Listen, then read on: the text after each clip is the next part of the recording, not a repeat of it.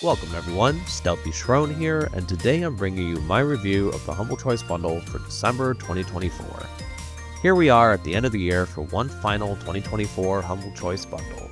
It's not topping last month even with that extra game, but it's actually a decent batch of games even if many of them might be more obscure to the average gamer. Let me know what you think of this month's bundle in the comments below. Be sure to check the timestamps for specific games and stay tuned for my final thoughts in the end. Okay, let's get to the review. Starting off the bundle is Monster Prom 3 Roadtrip. Players take the role of a monster going on a road trip with friends. Along the way, they choose from a series of different destinations which play out in a narrative event. Then you make choices which affect a series of resources. Throughout a run, the player, or players if playing multiplayer, have to make sure that no particular resource ever reaches 0 because then it's game over. However, they also have to make sure that at least one reaches 25 in order to be eligible to go to an end destination and have a successful road trip. Monster Prom 3 has its signature art style and writing that they've shown in previous entries. The humor here is going to be raunchy and weird. It's usually not my cup of tea, but I found this enjoyable. Actually, my thoughts on this game have mirrored my previous thoughts on the last two games. It's fun, but not anything I would play for too long. In truth, I haven't touched Monster Prom 2 since receiving it in April of last year. However, that's also because Monster Prom is something best played with friends. You can play this by yourself, but there's no competition, which I think is what drives a lot of the gameplay, especially in the Prank Masters mode that you unlock after one successful trip. It's a nice bit of fun for a short time, but I probably won't be coming back to this if I'm being honest. Next is Venba, a short narrative-driven game telling the story of a South Indian migrant family living in Canada. Venba and her husband are struggling to survive both financially and mentally in a country that they believe can offer their child a better life despite being so different from what they're used to. They both want to encourage their culture and heritage with their son, but can't seem to find a way to connect with him. The story is told largely through experiences with cooking traditional Indian recipes. It's sort of a puzzle game as you try to figure out the correct order in cooking the food from the badly damaged recipe book. And as far as that goes, well, that's nothing to write home about. It's gameplay for the sake of having gameplay. The real standout aspect of the game is its story. As someone who lives in a foreign country now with a child of my own and no plans of ever moving back to my home country, this was a bit relatable. The story is sad and heartwarming at the same time and only clocks in at just over an hour for the entirety of the game. I think that runtime alone makes this game very approachable even if story-focused games aren't really your thing. Right away, anyone can clearly see that visual style is Inkulinati's first priority with its distinctive medieval-inspired illustrations. The designs and animations all help set the tone, and I think it's great that you could even see the illustrator's hand when drawing new troops or conducting actions. Luckily, Inkulinati also seems to have decent gameplay. Inkulinati is a roguelite with turn-based combat. Players take turns moving their anthropomorphic troops that each have their own abilities to use against the enemy. Positioning and using the environment can be really important when trying to set up combos or push someone off a ledge. Some fights consist of just clearing the map, but other fights have you pit your illustrator, or Inkulinati, against another. An illustration of your character gets represented on the manuscript along with the enemies. You have 5 rounds to try and win before an apocalyptic event happens that can quickly bring a game to a close, such as Hellfire. Then there's other things to consider as well, like your Inkulinati's boredom. If they draw the same beasts over and over, then the ink cost to draw them goes up. You also have hand actions that could be something simple as smacking an enemy, pushing them around, or putting them to sleep. Of course, as a roguelite, this means that as you continue a run, you'll gain access to new troops you can draw, as well as new hand actions. Other resources factor in, such as gold to buy said things, and prestige that tallies up at the end for your overall score. It's a fun game, one that I'm unsure how much time I'd put into currently after recently playing a turn-based strategy roguelite. Rogue Waters for those interested. But I wouldn't mind coming back to this in the future. Moonstone Island takes a stab at the combination between farming sim and Pokemon, but takes it one step further with deck building as well. I'm getting a bit ahead of myself though. So for starters, you play as an alchemist who, surprise surprise, needs to go off on their own to experience the world and whatnot. You arrive on an island, and by that I mean floating island, to settle down. All the trappings of a farming sim seem to be here. You have villagers to talk to and romance, although I'm not sure if I'm a fan of this probability system when chatting them up, since it feels so impersonal and relies solely on behind-the-scenes numbers. Anyway, there's also farming, obviously, mining, woodcutting, and fishing. You do all this so you can craft yourself decorations and other crafting tables that allow you to make more stuff. So, typical farming sim mechanics. What Moonstone Island adds to it are creatures or spirits that the player can collect and level up. Each of them have their own types with various moves associated with each spirit. And what good monster trainer would you be if you didn't pit them against one another in fights? Moonstone Island has a turn-based combat system, but instead of traditional mechanics similar to other games in the monster collector/fighting genre, it uses cards. Each card costs a certain amount of action points, usually 1, and they determine what your spirit does in combat. As they level up, you can improve their stats and also add cards to their deck. Additionally, you could upgrade cards or remove them. All this so you could create efficient combos that synergize with the cards in each monster's deck. Then couple all that with exploration of different islands, tackling dungeons, etc., and you got yourself a pretty decently packed game. Actually, when I stop to think, it sorta sounds overwhelming, but I didn't feel that way playing it. I'm excited to hopefully give this one some more time in the near future. Next up is the Invincible, a sci-fi walking simulator. You play as Yasna, a biologist who wakes up on a desolate planet with a foggy memory as to why she's there in the first place. Gathering her senses, she makes her way to base camp and has to try and track down other members of her crew. There's a larger mystery with the planet, why it is the way it is, and why Yasna and her crewmates are affected by it. Or at least, I assume it's the planet causing them problems. Visually, the game is nice to look at despite the barren wasteland the planet seems to suggest itself as, but I thought that added to the isolating feel of being seemingly trapped on the planet. I also enjoyed the retro science fiction style the game took with its depictions of the future. Although the game itself is based off of a 1963 novel of the same name, so I guess that makes sense. Throughout the game, the player has to make choices which can apparently affect the story in multiple ways with a total of 11 different endings. I highly doubt every single choice affects the outcome, but it's still neat that they added that much variation to the endings. Outside of that, gameplay is about what you'd expect. You walk around and interact with things, hear a bit of story, and then move on and repeat. So if the narrative isn't immediately gripping you, then you could probably pass this one up. Fortunately, I'm intrigued by it, and I hope to come back to this one to finish it up. Crime Boss Rocket City was surprisingly better than I thought it would be. I only played the roguelike campaign that has you playing Travis Baker, an upstart crime boss trying to take over the city. You do this by managing your gang's resources, specialists, taking over turf, and selecting missions that help out your gang if successful. I legitimately was impressed with how much of this seemed to be engaging. There are several different mission types, but they usually boil down to some kind of heist or a gang fight.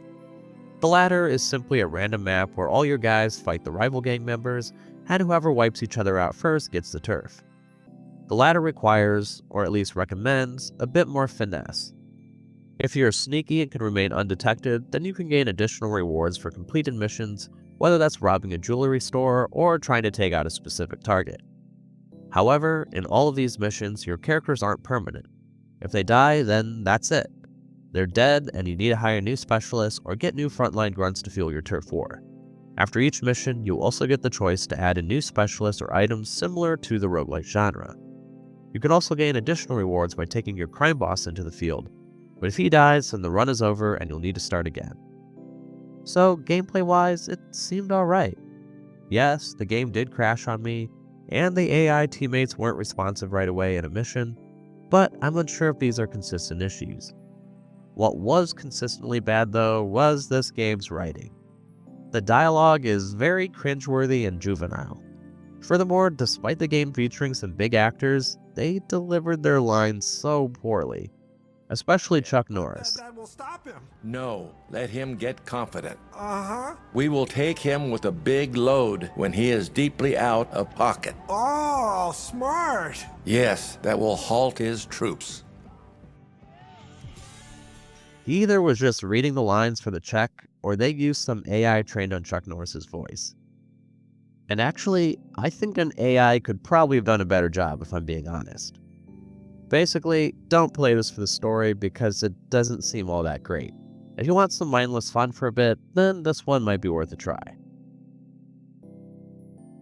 Atlas Fallen: Reign of Sand is an action RPG set in an oppressive dark fantasy. Players take the role of an unnamed, a slave caste used for hard labor and aren't even granted the dignity of having an identity.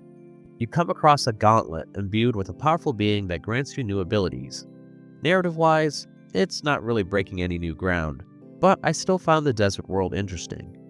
It helps that traversal is pretty fun as you could surf the sands, double jump, and float in the air a bit. I didn't get too far past the opening, but I could see world exploration to be a lot of fun in open areas. The combat was solid as well.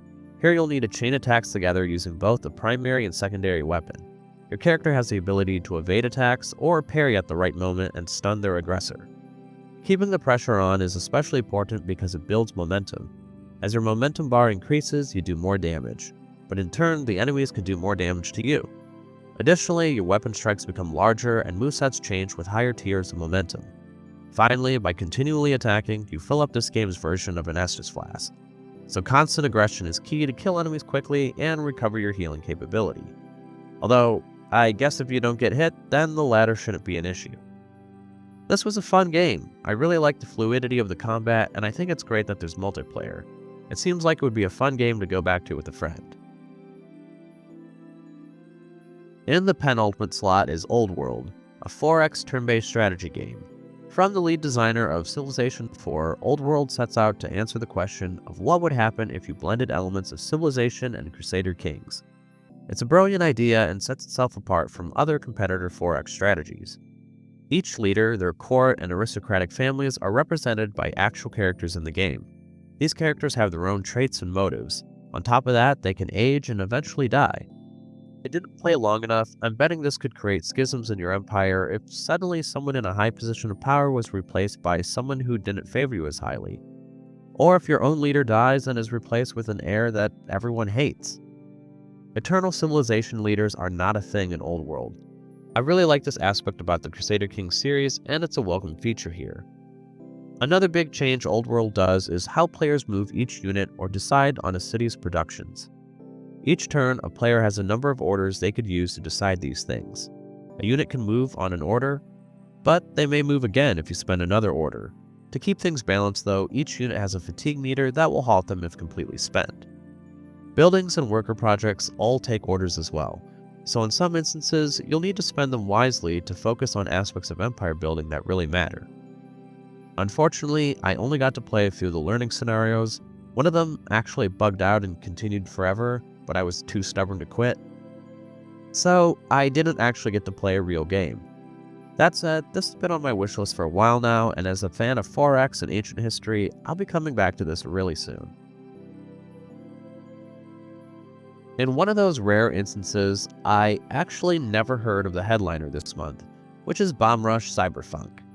And for others like me who didn't know this game, well, it's a skating game set in a cyberpunk world. You play as a graffiti artist, and together with your crew, you roam the city doing sick stunts and tagging any bit of empty wall you can find, while replacing tags from rival gangs. Since it's also a game about gaining reputation among the other gangs of the city and declaring yourself the ultimate graffiti artist. Oh, and finding your guy's head, because it kinda gets separated from your body right in the beginning. The game itself oozes a lot of style from the graffiti to the music. The game world also has a distinct low polyish look, but I didn't really care for it. Funny enough, things just felt too clean to me for the world it was portraying. The gameplay felt solid though. You can skate around on skates, a skateboard, and a bicycle from the looks of it. Of course, you have to perform a bunch of tricks to rake up score multipliers or to propel yourself into hard-to-reach areas. Everything felt very responsive, and I really suck at it. This game will take practice to play and get good. I don't think I'm going to be one to put in that time though. The game never really clicked with me, and while I can objectively see why this is a decent game, I know that I don't have much of an interest in it and probably won't be coming back to it. Okay, let's wrap this up and see if this bundle was worth it or not. I based my rating solely on whether I thought the game was worth playing on about an hour or so of hands-on gameplay. Also, I'd be grateful if you could please give the video a like if you're enjoying it, because that really helps me out with the YouTube algorithm gods. Overall, this was a decent month. There wasn't anything that particularly wowed me, but at the same time there was nothing that was atrociously bad. Well, unless you're specifically talking about this voice acting. How strong a habit are we talking about exactly? Because, I've heard you get more miles when you do your piles. You'll see. I'm fairly happy with what we got. Sure, a big AAA release is always appreciated, but that's what January is for when Humble is trying to entice everyone to buy a yearly sub. Oh, and we got 9 games this month instead of 8, so I guess there's that. Maybe Humble's way of saying Merry Christmas. One last thing, I plan on making my annual year-end review on Humble Choice at the end of this month, so stay tuned for that. Thank you all for your guys' continued support, whether you're a long-term subscriber, new to the channel, or occasional viewer. Hope you guys have a good holiday season. Alright, now let's get to the recommendations. Starting with the must-plays this month, well, once again, not one of these games really grabbed my attention that much. I think I might have placed Old World here, but it's really too early for me to tell if I really think it's a must-play. So, moving on to the strong recommendations, where I placed Old World, Atlas Fallen Reign of Sand, The Invincible, and Moonstone Island.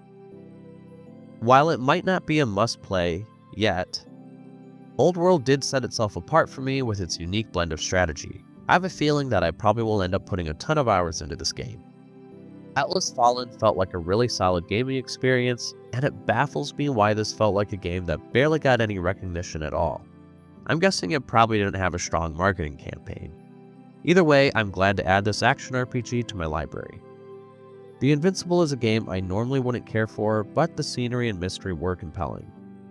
While it was really early on in the game's content, I couldn't help but feel like Moonstone Island might have been the game to finally nail the blend of monster collector and farming sim. Everything felt good for the most part, and I hope it continues to stay that way throughout. And now on to the week recommendations, where I place the rest of the bundle, which was Bomb Rush Cyberfunk, Inkulinati, Venba, Monster Prom 3 Roadtrip, and Crime Boss Rockay City. Despite being the headliner, I just couldn't really get into Bomb Rush Cyberfunk. It has a ton of personality, and the skating actually did seem cool, if a bit frustrating. Maybe I'll come back to this, but I don't know. Inkulinati's distinct art style mixed with its clever turn-based combat immediately makes it something attractive, although the roguelike nature of the game is what makes me pause and wonder how much time I might actually put into it. If I'm being 100% honest, Venba wasn't much of a game.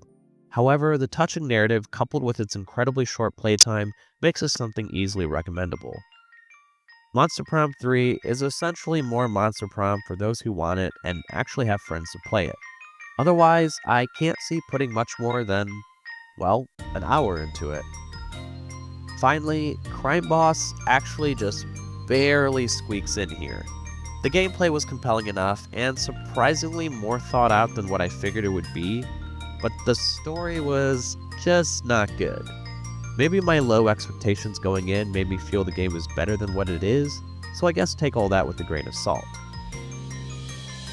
Do you agree with my thoughts? What games, if any, are you looking forward to playing? Let me know what your thoughts are, if there are any different recommendations you'd make in the comments below. I hope this video helped you in some small way, and if it did, then please consider leaving a like, comment, subscribe, or whatever it is you feel like doing. Thanks for watching, and have a nice day.